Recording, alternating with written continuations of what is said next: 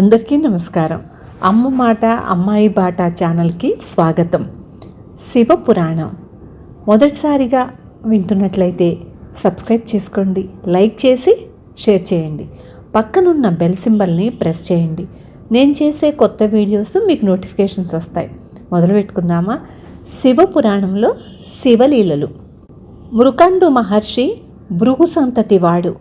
అతని భార్య మరుద్వతి. వారికి ఎన్నాళ్లకు సంతానం కలగకపోగా నిష్ఠా నియమాలతో తపస్సులు చేస్తూ క్షేత్రాలు సేవించుకుంటూ కేదార క్షేత్రానికి వచ్చారు.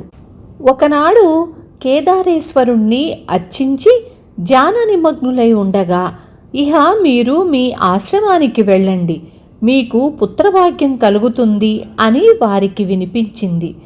సంతోషంతో వారు ఇంటికి వచ్చి యథావిధిగా గృహస్థాశ్రమ ధర్మాలను నిర్వర్తించుతూ ఉండగా కొన్నాళ్లకు మరుద్వతి మగ శిశువును ప్రసవించింది.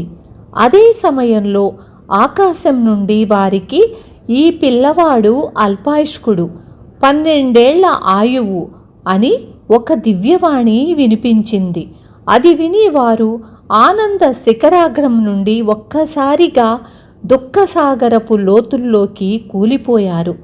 చివరకు అంతా ఆ శివుని లీల, మనం ఏం చెయ్యగలం అని తెప్పరిల్లి పసివాడి బోసి నవ్వులలో మైమరచిపోయారు. తరువాత మృకండు కుమారుడికి జాతకర్మ జరిపించి మార్కండేయుడు అని నామకరణం చేశాడు. దినదిన ప్రవర్తమానుడై మార్కండేయుడు ఉపనయనం అయ్యాక గురుకులానికి వెళ్ళి గురువుల వద్ద విద్యాబుద్ధులన్నీ నేర్చి 11 ఏళ్ల వాడై తల్లిదండ్రుల వద్దకు వచ్చాడు. బ్రహ్మతేజంతో ముద్దులు మూటలు కడుతున్న కుమారుణ్ణి చూడగానే వారి గుండెలు తరుక్కుపోయాయి.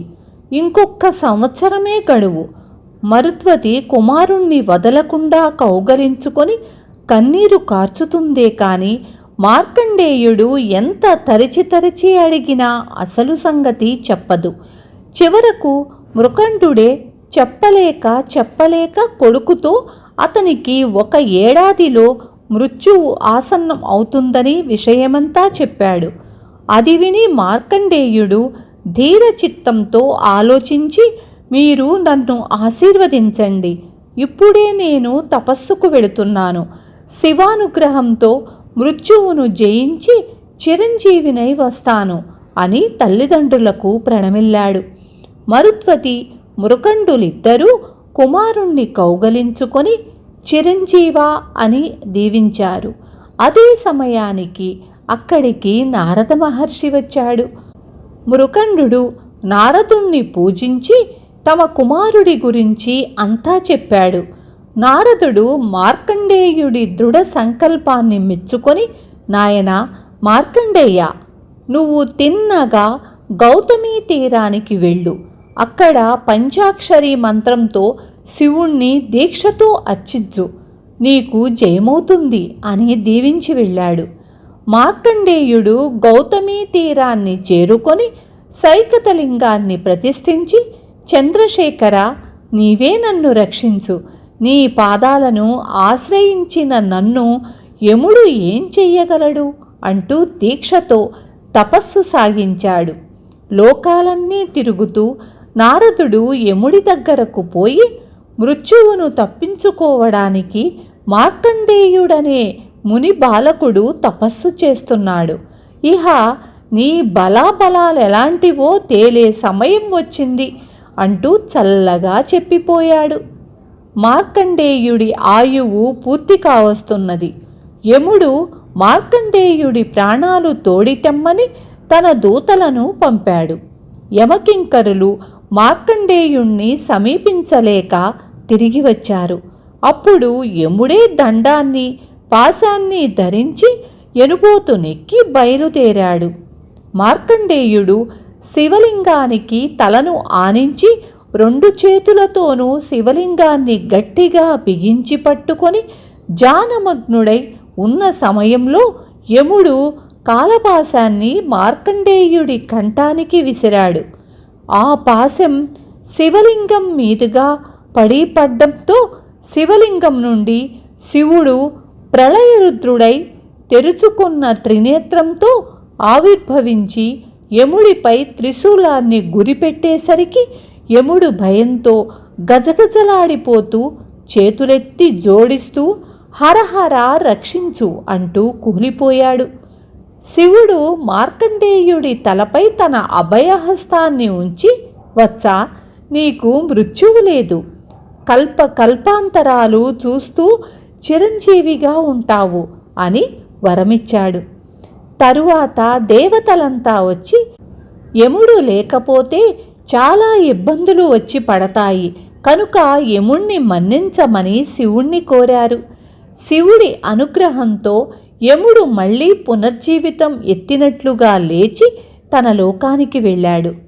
ఆ సమయానికే కుమారుణ్ణి వెతుక్కుంటూ వచ్చిన మరుత్వతి, మృకండులు శివానుగ్రహం పొందిన మార్కండేయుణ్ణి చూసి శివలీలలను కొనియాడుతూ చిరంజీవితో తమ నివాసానికి వెళ్ళారు. మార్కండేయుడు బహుకాలం జీవించినవాడు, కానీ అతని కన్నా ఎక్కువ కాలం జీవించిన వాళ్ళున్నారు.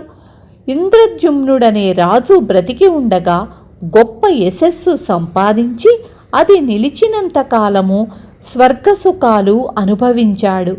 తరువాత స్వర్గంలో వాళ్ళు భూలోకంలో నిన్ను తలుచుకునే వాళ్ళెవ్వరూ లేరు. అందుచేత నీకు స్వర్గంలో స్థానం లేదు, భూమికి తిరిగి వెళ్ళు అన్నారు. ఇంద్రద్యుమ్నుడు భూలోకానికి తిరిగి వచ్చి తన పేరు విన్న వారి కోసం వెతుకుతూ మార్కండేయుడి వద్దకు వచ్చాడు. నేను నిన్ను ఎరుగను, కానీ నాకంటే పెద్దవాడు ప్రావార కర్ణుడు అనేవాడు అంటే గుడ్లగోబా ఉన్నాడు, వాణ్ణి అడుగు అన్నాడు మార్కండేయుడు. ఇద్దరూ కలిసి ప్రావార కర్ణుడి వద్దకు వెళ్ళారు. నేను నిన్ను ఎరుగను, కానీ నాకన్నా పెద్దవాడు నాళీకజంగు ఉన్నాడు, అతన్ని అడుగుదాం అన్నాడు ప్రావార కర్ణుడు. నాళీకజంగుడు కూడా ఇంద్రద్యుమ్నుణ్ణి ఎరుగడు. అతను వారిని వెంట పెట్టుకొని తనకన్నా వయసును గల ఆకూపారుడు అనే తావేలు వద్దకు వెళ్ళాడు. ఆకూపారుడు ఇంద్రద్యుమ్నుణ్ణి చూసి, నేను నిన్ను ఎరుగుదును, నేనుంటున్న ఈ కొలను ఎలా వచ్చింది? నువ్వు అనేక యజ్ఞాలు చేసి గోవులను దానమియ్యగా ఆ గోవులు తొక్కటం చేత ఏర్పడింది అన్నాడు. అప్పుడు దేవతలు ఇంద్రద్యుమ్నుడి కీర్తి ఇంకా భూలోకంలో మిగిలి ఉన్నదని చెప్పి అతన్ని స్వర్గానికి తీసుకుపోయారు. భీమాపతి అనే ఊళ్ళో శివభక్తుడైన సోమయాజి ఒకడు ఉండేవాడు. ఆయనకు సిద్ధరాముడు అని ఒక కొడుకు కలిగాడు. ఆ కుర్రవాడి 7వ ఏట సోమయాజి మరణించాడు. తండ్రి లేని ఆ ఏకపుత్రుణ్ణి తల్లి ఎంతో శ్రద్ధగా పెంచుతూ వచ్చింది. దీపావళి ఇంకా కొన్ని రోజులుందనగా ఒకనాడు రాముడు తన ఈడు కుర్రవాళ్లతో పాటు సమిధలు, ఆకులు తీసుకురావటానికి వనానికి వెళ్ళాడు. అక్కడ పిల్లలందరూ ఒక మర్రి చెట్టు కింద కూర్చుని కబుర్లు చెప్పుకోసాగారు. వచ్చే దీపావళికి మా అక్కను బావను తెస్తాం, పండుగకు మా ఇంట్లో అప్పాలు చేసుకుంటాం, మా అక్కకు బావకు చక్కని బట్టలు పెడతాం. ఈ విధంగా కుర్రవాళ్ళందరూ చెప్పుకుంటున్నారు. ఆ మాటలు విని రాముడు, నేను కూడా పండుగకు మా అక్కను బావను తెస్తాను, మా ఇంట్లో పాయసం వండుకుంటాము, మా అక్కకు బావకు సన్నని బట్టలు పెడతాం అన్నాడు.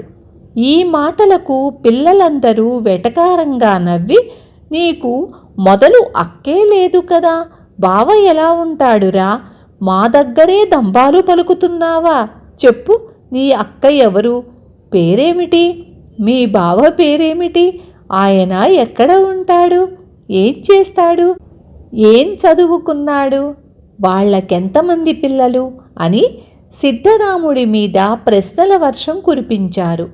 వాళ్ళ ప్రశ్నలకు సమాధానం చెప్పలేక అవమానంతో ఏడుస్తూ రాముడు ఇంటికి తిరిగి వచ్చాడు. కొడుకు ఏడుస్తూ రావటం చూసి తల్లి వాణ్ణి దగ్గరకు తీసి కన్నీరు తుడుస్తూ, ఏం నాయనా, పడ్డావా, దెబ్బ తగిలిందా? ఎవరన్నా నిన్ను కొట్టారా? ఏం జరిగింది అని అడిగింది. రాముడు తల్లికి తన తోటి పిల్లలు చేసిన ఎగతాళి గురించి చెప్పాడు. అంతా విని తల్లి, వాళ్ళ మాటలకేంరా, మీ అక్క పేరు భ్రమరాంబ, మీ బావ మల్లన్న, వాళ్ళు శ్రీశైల పర్వతం మీద ఉంటారు. వాళ్ళు అష్టైశ్వర్యాలు కలవాళ్ళు. గణపతి, కుమారస్వామి అని వారికి కొడుకులున్నారు. లోకాలన్నీ మీ బావ చెప్పినట్లు నడుచుకుంటాయి. నీ బావలాంటి బావ ప్రపంచంలో ఎవ్వరికీ లేడురా అన్నది. విన్నారు కదా శివపురాణంలో శివలీలలు. రేపు మరికొన్ని లీలలు చెప్పుకుందాము. తప్పకుండా వినండి, విని షేర్ చేయండి. ఉంటాను.